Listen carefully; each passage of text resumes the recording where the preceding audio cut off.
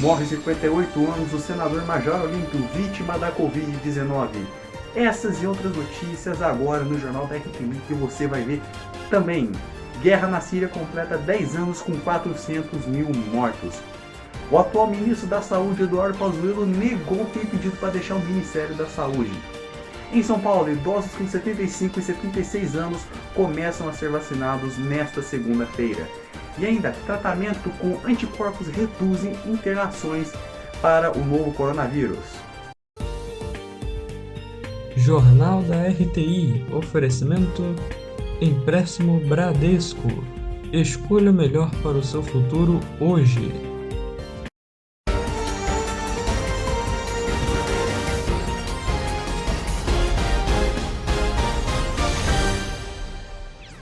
Olá, boa noite para vocês, meu nome é João Antônio, este é o seu telejornal diário de todas as suas noites, o Jornal da RTI, é um prazer estar aqui com vocês. Pois bem, morreu hoje o senador Major Olímpio do PSL, de 58 anos. O mesmo teve morte cerebral confirmada pelos médicos nesta quinta-feira, dia 18. A informação foi divulgada pela família nas redes sociais do parlamentar que estava internado em São Paulo desde 3 de março para tratamento contra a Covid-19. O senador Major Olímpio, do Partido Social Liberal de São Paulo, de 58 anos, teve a morte cerebral anunciada na tarde desta quinta-feira, dia 18, em decorrência da Covid-19. Ele estava internado na UTI do Hospital São Camilo, em São Paulo. A família postou a seguinte mensagem nas redes sociais, abre aspas, com muita dor no coração, comunicamos a morte cerebral do grande pai, irmão e amigo, senador Major Olímpio. Por lei, a família terá que aguardar 12 horas para a confirmação do óbito e está verificando quais órgãos serão doados. Obrigado por tudo que fez por nós, pelo nosso Brasil. Fecha aspas. O senador havia sido entubado pela primeira vez no último sábado, dia 6, até a terça-feira, dia 9, quando apresentou melhora, mas porém, na última quarta-feira, dia 10, o senador Major Olímpio piorou novamente e teve que voltar para o procedimento. Ele foi entubado novamente na UTI do Hospital São Camilo em estado grave, porém estável. A contaminação aconteceu durante a romaria de prefeitos até o Congresso Nacional para buscarem mais recursos para emendas. O assessor da imprensa do parlamentar também está internado no estado grave, com 80% dos pulmões comprometidos. Também se infectaram o evento Alessandro Vieira, do Sergipe, líder do Cidadania, do Senado, e do senador Laís Martins do Podemos, do Rio Grande do Sul. A guerra na Síria completa 10 anos hoje com 400 mil mortos. Uma guerra que começou por conta da repressão do governo a manifestações pró-democracia e que 10 anos depois se tornou tão complexa que é difícil de explicar.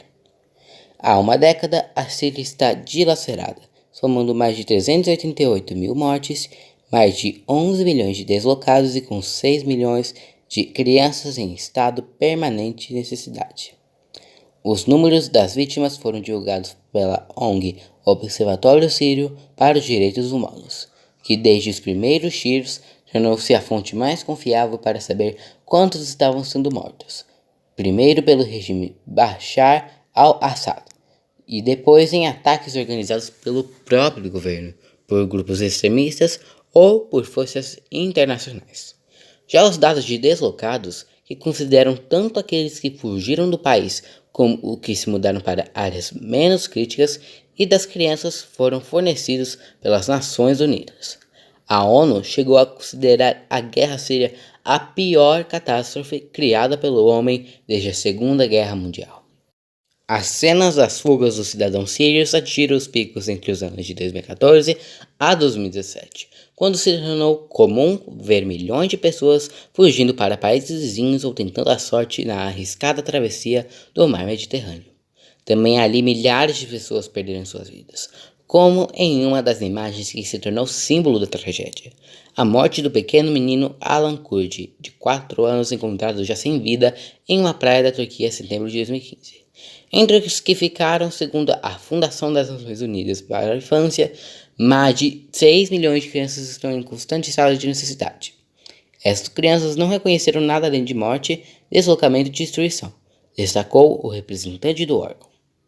Há ainda um aumento de pessoas que necessitam de ajuda em todos os níveis, sendo mais de 3 milhões ao todo.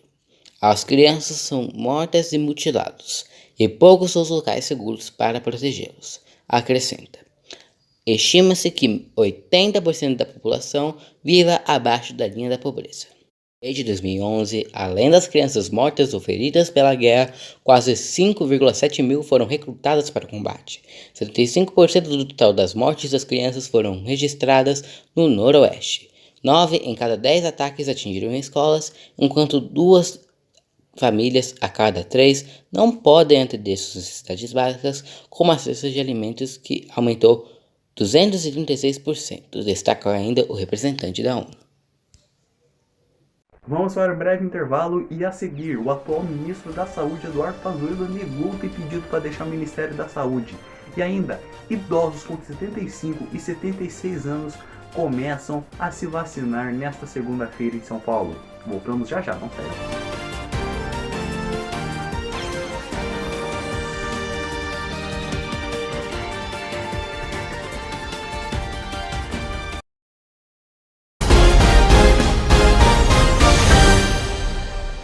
Estamos de volta. Um tratamento com anticorpos reduzem as internações para pessoas que se infectaram com o novo coronavírus. O medicamento anunciado bloqueia a entrada do coronavírus nas células saudáveis e limpa as células infectadas. A droga foi testada em mais de 580 pacientes com casos mais severos de Covid. A redução de hospitalizações e mortes foi de 85%. Em fevereiro, a FDA autorizou o tratamento por via intravenosa do chamado anticorpo duplo, uma combinação de 2 anticorpos desenvolvidos em laboratório a partir de células vivas do organismo. 769 pessoas com mais de 12 anos participaram dos estudos. Do grupo que recebeu placebo, 4 pessoas morreram e 15 apresentaram piora dos sintomas. Entre os tratados com os anticorpos, 4 tiveram sintomas mais graves e nenhuma morte foi relatada. Segundo o fabricante, a terapia combinada reduziu em 87% o risco de hospitalizações e mortes, além de acelerar o tempo de recuperação dos pacientes. O atual ministro da Saúde, Eduardo Pazuello, negou ter pedido para deixar o Ministério da Saúde. Nós estamos num momento que preciso colocar também. O ministro Pazuello vai ser substituído? Um dia sim. Pode ser curto, médio ou longo prazo. O presidente está nessa tratativa de reorganizar o ministério. Enquanto isso não for definido, a vida segue normal. Eu não estou doente, eu não pedi para sair e nenhum de nós, do nosso executivo, está com problema algum. Nós estamos trabalhando focados na missão. Quando o presidente tomar a sua decisão, faremos uma transição correta como humano figurino. Senhores, vou fazer aqui uma comparação militar que o pessoal não gosta muito, mas eu vou ter que fazer. A manobra mais difícil que nós temos notícia em termos de planejamento militar chama-se substituição em posição. É quando você está com a sua tropa posicionada, ou no ataque ou na defesa, e você precisa substituir aquela tropa sem perder a impulsão ou sem perder a capacidade de defender. Então, eu posso afiançar a todos os senhores, nós não vamos parar nem um minuto. Não paramos ontem, nem anteontem, nem hoje, nem amanhã. Nem pararemos amanhã. Todos os meus secretários, todos os meus interlocutores e assessores estão focados na missão e vão continuar. Havendo uma substituição, eles prosseguem na transição, mantendo a continuidade das ações. Espero ter sido claro sobre esse assunto. E o Jornal da RTI vai ficando por aqui. A você desejo uma ótima noite. A gente se vê. Tchau, tchau.